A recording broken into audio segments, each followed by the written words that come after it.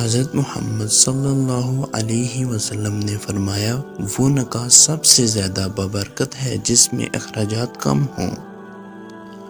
ہم سفر کی اہمیت، کیونکہ گھر طاقت اور پیسے سے نہیں، محبت اور اتفاق سے بنتے ہیں۔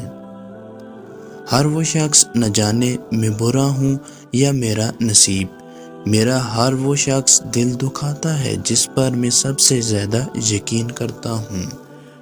اللہ فرماتا ہے، اے موسیٰ، میں اولاد کے ذریعے بیٹی بھیجتا ہوں جب میں بے حد خوش ہوتا ہوں۔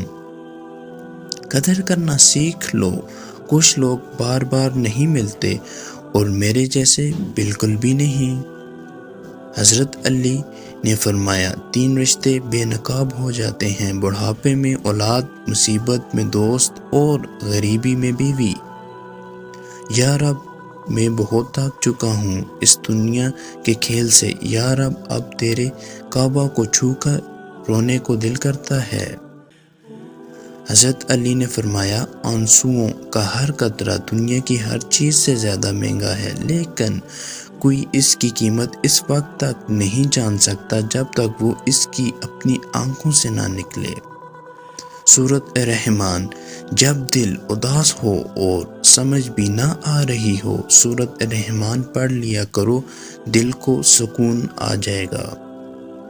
حضرت علی نے فرمایا، جو تمہاری خاموشی سے تمہاری تکلیف کا اندازہ نہ کر سکے، اس کے سامنے زبان سے اظہار کرنا صرف لفظوں کو ضائع کرنا ہے۔ دعا، ہر چیز کا وقت مقرر ہے، ورنہ تو دعا کبھی رد نہیں ہوتی۔ راز کی باتیں بے بسی خاموشی بن جاتی ہے۔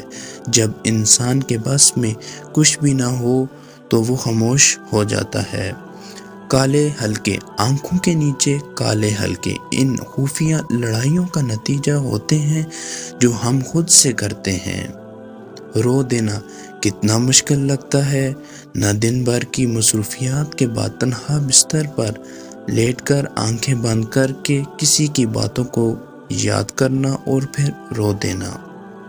خاموش، جانتے ہو اذیت کیا ہے؟ اپنی آنکھوں کے سامنے اپنی حمیت کو کم ہوتے دیکھنا اور پھر بھی خاموش رہنا۔